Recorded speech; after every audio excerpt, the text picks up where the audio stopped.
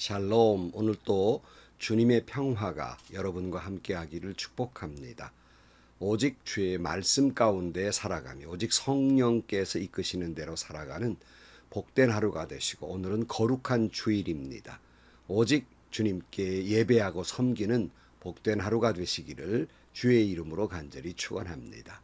오늘 아침 하나님께서 우리에게 허락해 주신 말씀은 에스더 7장 1절에서 10절 말씀입니다. 왕과 하만은 에스더 왕후가 차린 잔치에 함께 갔다. 둘째 날에도 술을 마시면서 왕이 물었다. 에스더 왕후, 당신의 간청이 무엇이요? 내가 다 들어주겠소. 당신의 소청이 무엇이요? 나라의 절반이라도 떼어주겠소. 에스더 왕후가 대답하였다. 임금님, 내가 임금님께 은혜를 입었고 임금님께서 나를 어여삐 여기시면 나의 목숨을 살려주십시오. 이것이 나의 간청입니다. 나의 결례를 살려주십시오. 이것이 나의 소청입니다. 나와 내 결례가 팔려서 망하게 되었습니다. 살육당하게 되었습니다. 다 죽게 되었습니다. 우리가 남종이나 여종으로 팔려가기만 하여도 내가 이런 말씀을 드리지 않을 것입니다. 그만한 일로 임금님께 걱정을 끼쳐 드리지는 않을 것입니다. 아수에로 왕이 에스더 황후에게 물었다.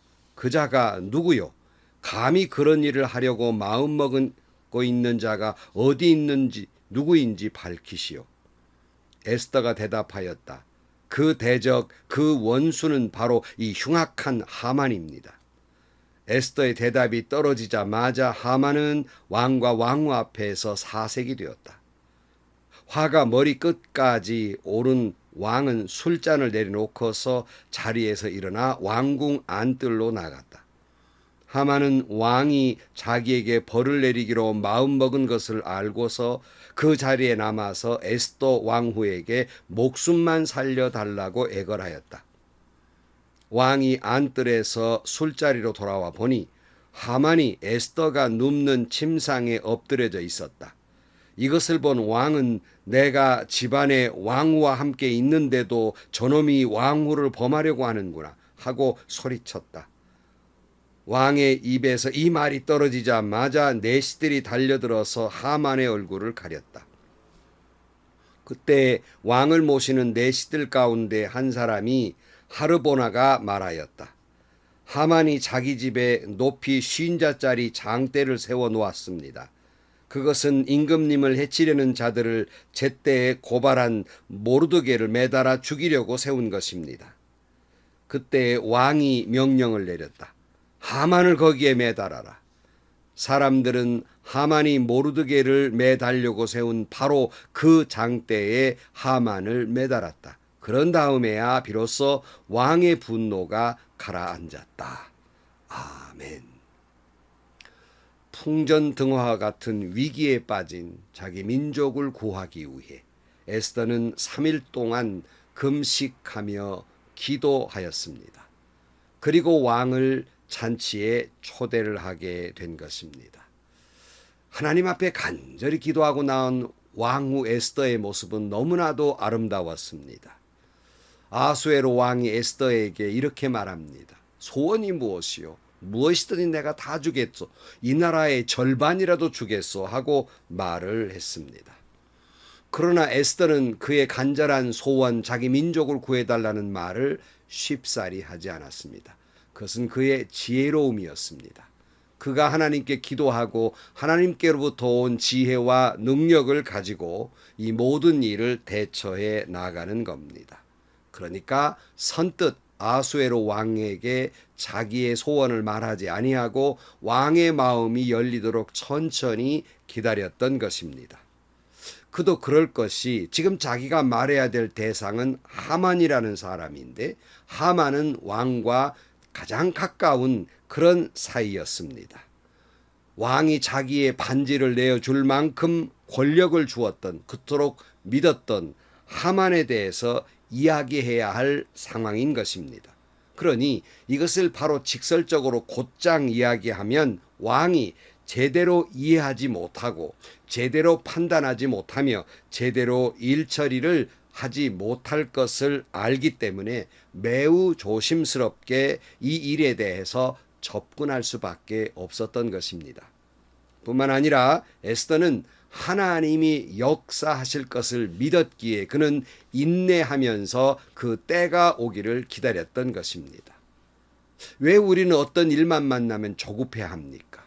바로 그것은 하나님의 역사를 기다리지 못하고 내가 뭔가 해야, 내가 뭔가 좌지우지해야만 된다고 생각을 하는 거예요. 그러니까 하나님의 역사를 믿지 못하는 것이죠. 내가 이 일을 만났으니 내가 뭔가 속히 뭘 해야만 한다고, 그래야 문제가 해결된다고 생각하기 때문에 하나님의 역사하심을 기다리지 못하는 거예요. 인내하지 못하는 것입니다. 성도 여러분, 하나님 앞에 없던 문제를 놓고 기도하셨습니까? 그렇다면 하나님이 역사하실 것을 믿고 인내하며 기다릴 줄 알아야 합니다. 그러나 오늘 어떤 문제를 접근할 때마다 내가 뭘 하려고 자꾸 대드는 것입니다. 그러지 말고 어떤 문제가 발생하면 하나님이 어떻게 역사하시나, 이 난감한 문제, 이 어려운 문제를 통해서 하나님은 뭘 말씀하고 있고 어떻게 역사에 가시는가 가만히 지켜보면서 기도하는 마음으로 어떤 문제든지 접근해 나아갈 일입니다. 내가 기도하면 하나님이 일하십니다. 하지만 내가 기도하지 않으면 내가 일하는 꼴이 됩니다. 결과는 무엇일까요? 결국 내가 일하면 일의 결과는 내 수준에 불과하게 될 것입니다. 그러나 내가 기도하면 하나님이 일하실 것이고 하나님의 놀라운 역사를, 때로는 기적을 보게도 될 것입니다. 그리고는 우리는 이렇게 고백할 수 있지요. 다 지나고 보니까 그 모든 것 하나님이 역사하셨다, 다 은혜다, 이렇게 고백할 수 있게 되는 것입니다. 자, 에스더가 다시 잔치를 베풀고 이제 왕이 세 번째 에스더에게 또 소원을 묻습니다. 오늘 1절 말씀이 그거예요. 왕과 하만은 에스더 왕후가 차린 잔치에 함께 갔다. 둘째 날에도 술을 마시면서 왕이 물었다. 에스더 왕후, 당신의 간청이 무엇이요? 내가 다 들어주겠소. 당신의 소청이 무엇이요? 나라의 절반이라도 떼어주겠소. 이렇게 말합니다. 그제야 비로소 에스더 왕후가 조심스럽게 이렇게 말하는 거예요. 3절입니다. 에스더 왕후가 대답하였다. 임금님, 내가 임금님께 은혜를 입었고 임금님께서 나를 어여삐 여기시면 나의 목숨을 살려주십시오. 이것이 나의 간청입니다. 나의 결의를 살려주십시오. 이것이 나의 소청입니다. 그랬어요. 에스더는 이제 말을 꺼내는데도 성급하게 말하지 아니합니다. 그리고 전제하는 말이 있죠. 나는 왕에게 은혜를 입은 사람입니다. 그런데 또 나를 어여삐 여기신다면, 이렇게 말하고 자기의 소청을 이야기하고 있습니다. 에스더는 어떤 이야기를 할 때 왕이 그동안에 자기 자신에게 베풀어 주신 은혜에 대한 감사의 마음을 먼저 전하고, 그동안 그토록 나를 지금까지도 예뻐해 주셨는데 또 그렇게 예뻐해 주신다면 이라는 이 왕에 대한 감사의 표현을 하고 있는 겁니다. 여러분, 사람에게 말할 때에도 어떤 소원이 있을 때 먼저 그동안 베풀어 주신 은혜에 감사합니다 라고 먼저 이야기하는데, 어떻게 우리가 하나님께 기도하면서 그 감사, 그 은혜를 잊는다는 말입니까? 그래서 흔히 그런 말을 하지요. 오늘날 성도들의 기도 가운데에는 항상 영수증은 없고 청구서만 있습니다. 그런 말을 해요. 무슨 말입니까? 기도할 때 먼저 그동안 하나님이 내게 베풀어 주신 많은 은혜들, 이것을 감사한 마음으로 이야기하는 것, 이걸 우리는 영수증이라고 표현하죠. 이렇게 감사합니다, 이렇게 주셨습니다 하고 영수증을 내밀어야 하는 거예요. 그런데 그건 잊어버리고는 하나님 이것도 주셔야 됩니다, 이것도 저것도 이루어 주셔야 됩니다, 이렇게 하셔야 됩니다라고 맹탕 청구서만 내민다는 말입니다. 여러분, 급한 소원일수록 먼저 하나님 앞에 그동안 베풀어 주신 감사를 잊지 말아야 합니다. 하나님이 그동안에 내게 베풀어 주신 은혜가 얼마였던고, 내가 또다시 소원을 말하는 게 부끄러운 마음으로 그렇게 나에게 은혜를 주신 하나님 감사하고 또 감사합니다. 어찌 그 은혜만 있습니까? 나 같은 걸 살려주시기 위해서 예수 그리스도가 십자가에 달려 죽기까지 나를 살려주신 그 은혜를 내가 어찌 잊겠습니까? 내가 그 은혜를 잊고 또 다른 소원을 말한다는 것이 부끄럽지만, 그리고 소원을 아뢰는 것, 이런 감사와 감격이 있는 마음으로 또한 내가 소원을 아뢰야 되는 것이 아니겠습니까? 물론 우리가 내게 일어나는 많은 문제들 여러 가지 있지요. 십자가의 은혜에 대한 감격 감사하지만 그 문제에 대해서 기도할 수밖에 없지만, 여러분 하나님을 향한 그 은혜에 대한 감사 감격이 없는 어떠한 소원의 기도 하나님이 들으시기가 기뻐하시겠습니까? 그래 놓고도 속히 이루어 주셔야 된다고, 반드시 이루어 주셔야 된다고 이렇게 강변합니다. 은혜는 다 까먹고 자꾸 청구서만 요청하는 거예요. 하지만 에스더는 왕에게 나아가서 그동안 왕이 그에게 베풀어 주신 은혜에 대해서, 그리고 여태까지 어여삐 여겨주신 그 은혜에 대해서 감격, 감사의 말을 하고서 조심스럽게 꺼내는 거예요. 내 목숨 좀 살려주십시오. 내 민족을 좀 살려주십시오. 이러고 요청을 합니다. 절박하게 이야기를 해요. 그러니 왕은 깜짝 놀랐어요. 적지 않이 놀랬죠. 지금 기분 좋게 왕이 지금 이틀씩이나 에스더가 베푼 잔치에 참여하고, 그리고 자기 앞에 나온 왕후가 얼마나 그렇게 아름다운지 정말로 뜻하지 않은 행복감에 있는데, 그렇게 젖어 있는데 갑자기 왕후가 자기 좀 살려달라고, 자기 민족을 살려달라고 그러니 이 아닌 밤에 홍두깨처럼 날벼락을 맞은 기분으로 엉뚱하게 이렇게 생각을 하고, 대단히 그는 충격적인 그러한 생각을 갖게 되었을 것입니다. 그때 에스더는 계속 말하죠. 4절 말씀. 나와 내 결례가 팔려서 망하게 됐습니다. 살육당하게 되었습니다. 다 죽게 되었습니다. 우리가 남종이나 여종으로 팔려가기만 하여도 내가 이런 말씀을 드리지 않을 것입니다. 그만한 일로 임금님께 걱정을 끼쳐 드리지 않을 것입니다. 다 죽게 됐다는 거예요. 차라리 내가 종으로 팔려간다고 한다면 이렇게까지 말하지 않는데 다 죽게 됐습니다. 다 나와 내 민족이 다 죽게 됐습니다.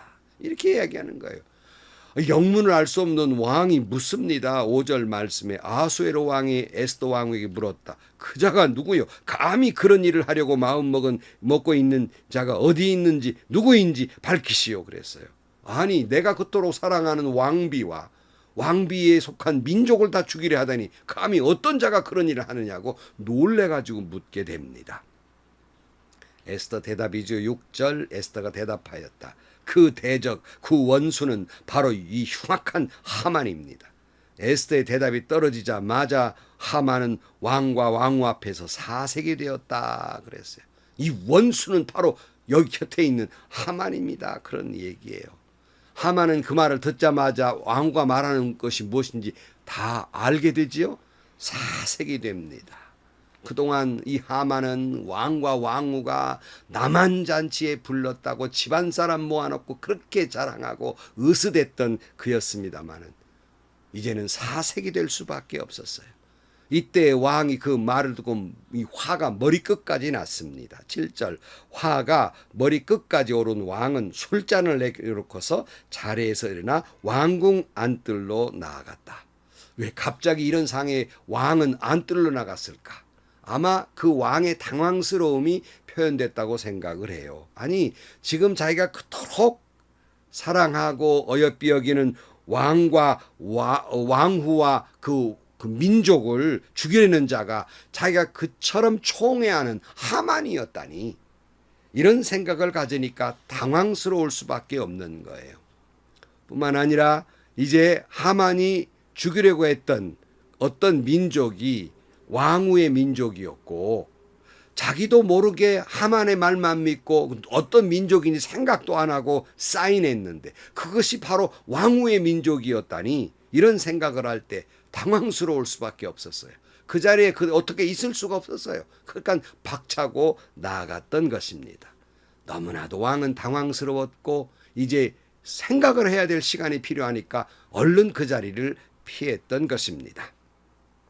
이때 7절 하반부에 하만은 왕이 자기에게 벌을 내리기로 마음먹은 것을 알고서 그 자리에 남아서 에스더 왕후에게 목숨만 살려달라고 애걸하였다 그랬어요. 한 번만 살려달라고. 미처 몰랐죠, 하만은. 그런데 너무 애걸하다 보니까 왕후의 침상 곁에까지 갔다 그랬어요. 자, 그런데 여러분 사극을 보시면, 우리나라 사극이든 다른 역사물이든 보면 왕과 왕후가 있는데 신하들은 멀찍이 떨어져 있죠. 감히 가까이 접근할 수가 없는 거예요. 오라고 명령 내리기 전까지는 가까이 갈 수도 없고, 더군다나 이 신하가, 남성인 신하가 왕후 곁에 가까이 간다는 것은 있을 수 없는 일이잖아요. 명령도 안 내렸는데요. 그러니까 너무 급한 나머지 또 다른 실수를 저지르게 되는 거예요. 그래서 왕후 침상까지 쫓아가서 애걸 복고를 하게 됩니다. 8절 말씀. 왕이 안뜰에서 술자리로 돌아와 보니 하만이 에스더가 눕는 침상에 엎드러져 있었다. 이것을 본 왕은 내 집안에 왕후와 함께 있는데도 저놈이 왕후를 범하려 하는구나 하고 소리쳤다. 왕의 입에서 이 말이 떨어지자마자 내시들이 달려들어서 하만의 얼굴을 가렸다 그랬어요. 여기 하만이 왕후 곁에 다한 곳이 침상이었다 이렇게 말해요. 그럼 여기가 그러면 침실이었던가? 그건 아니에요.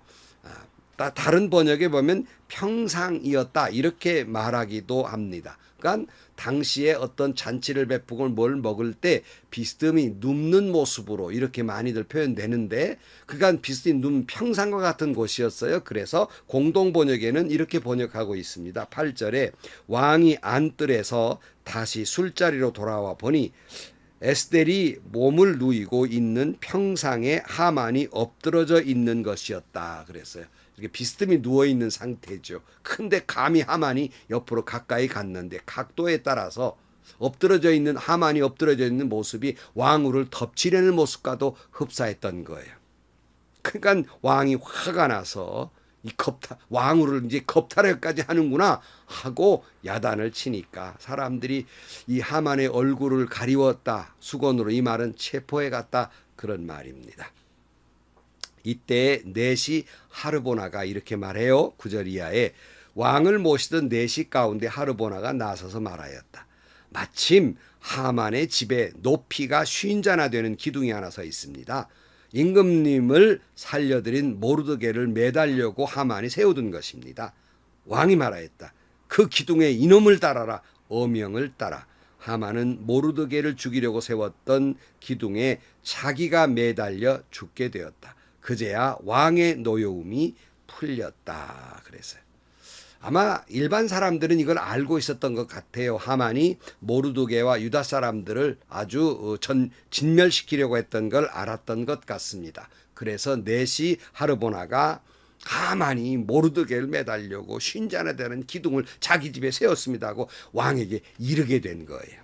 이게 왕이 더더욱이나 화가 났지요. 왜냐하면 바로 얼마 전에 잠이 안 와서 그 기록을 읽다 보니까 자기를 위해서 모르드게가 자기가 하마터면 죽을 뻔했는데 이 모르드게의 지혜로 말미암아 살아난 것이 기록이 돼 있고, 그에게 아무런 상을 내리지 못했다고 하는 것 때문에 하만을 시켜서 왕의 옷을 입혀서 이런 사람들은 이렇게 대접해야 된다, 온 나라가 알도록 그렇게 자기의 생명을 구해준 모르드게에 대해서 감사한 마음을 가지고 있는데, 하만이 그 사람을 죽인다는 말은 꼭 자기를 죽인다는 것과 같은 심정이었을 거예요. 자기가 그처럼 감사한 사람을 죽인다니까.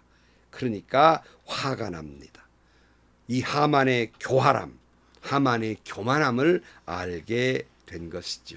그래서 하만이 모르드게를 죽이려던 그런 장대에 자기가 죽게 된 거예요. 자기가 죽을 장대를 세우게 된 것이죠. 여러분, 잠언 26장 26절 이하에 이런 말이 있어요. 미운 생각을 교활하게 감추고 있다고 하여도 그 악은 회중 앞에서 드러나기 마련이다. 함정을 파는 사람은 자기가 그 속에 빠지고 돌을 굴리는 사람은 자기가 그 밑에 깔린다 그랬어요. 여러분, 우리가 살다 보면 하만 같은 사람이 있어요. 때로는 간교한 사람들, 또 그런 간교한 사람들이 득세를 해요. 높은 자리 차리하기도 해요. 온갖 권모술수를 다 쓰기 때문에 믿음의 순결을 지키는 사람에게는 번번이 때로는 당할 때가 참 많아요. 억울한 소리를 해서 상처를 주기도 하고 정말 살아가기 힘들게 만들기도 하고 자괴감을 느끼기도 하고 그런 사람들이 이기는 듯 보입니다. 그들의 교활함과 그 잔꾀 때문에 나를 절망의 구렁텅이에 빠뜨리기도 하고 살 소망이 없는 살고 싶지 않은 마음을 갖게 하기도 합니다. 그런 사람들이 세상에 활개를 치고 승리한 듯 보입니다. 이 분함을 내가 뭘 어떻게 하고 싶고 복수하고 싶고 사람들에게 당장 쫓아가서 그게 아니라고 변명하고 싶고 억울함을 호소하고 싶기도 합니다. 그런데 여러분, 그런 일을 만나셨습니까? 그때 우리는 에스더처럼 행동해야 됩니다. 왜요? 하나님이 일하시기 때문입니다. 바로 에스더처럼 우리는 기도하고 조심스럽게 하나님의 역사하심을 기다려야 합니다. 왜냐하면 그의 교활함과 악의가 반드시 그가 파놓은 함정이 반드시 드러나게 될 것이고 그가 판 함정에 자기가 빠질 것이며 자기가 둘리는 돌에 자기가 깔리게 될 것입니다. 오래전에 제가 어느 교회에 전도사 때 이제 섬기고 있는데 마침 그 교회를 위해서 어떤 정관을 만들어야 될 기초안을 만들어야 될 필요가 있어서 이제 만들어서 담임 목사님께 이렇게 이제 컨펌을 받으려고 가지고 갔어요. 그랬더니 이렇게 읽어보시더니 담임 목사님께서 이렇게 말씀하시는 거예요.